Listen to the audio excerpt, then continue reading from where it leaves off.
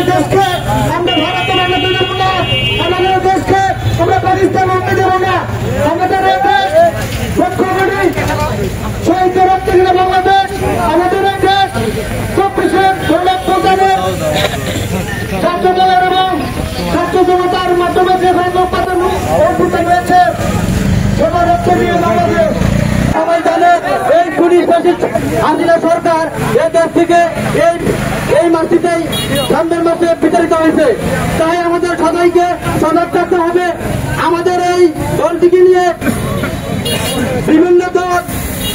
বিভিন্নভাবে পায়তারা করছে, যাতে আমরা এই দেশকে আবার পুনঃ প্রতিষ্ঠিত করতে পারি, আবার গণতন্ত্রকে আমরা এই বাংলাদেশের মুখে ফিরে দিতে পারি, সেদিকে আমাদের সবাইকে লক্ষ্য রাখতে হবে।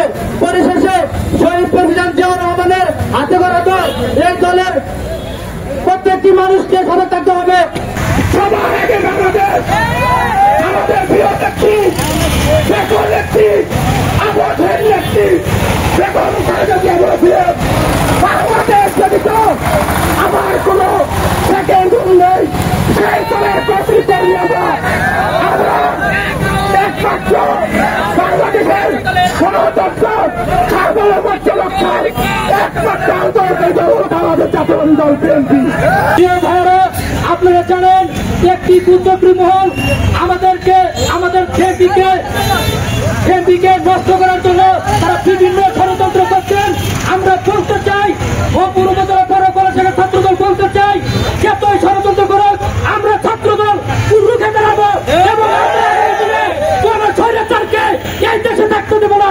আমরা বলতে চাই যারা বিভ্রান্তি সৃষ্টি করছেন সাবধান হয়ে যান, এই দেশে জামাত শিবির রাজাকারের কোনো স্থান নাই। আপনারা যতই ষড়যন্ত্র করেন বিএনপিকে কিন্তু থামাতে পারবেন না। 5ই আগস্ট যেরকম ছাত্র দলের ভূমিকা ছিল, ইনশাআল্লাহ আগামী দিনেও আন্দোলনের গণতন্ত্র রক্ষার জন্য এই ছাত্র দল সর্বোচ্চ ভূমিকা পালন করবে।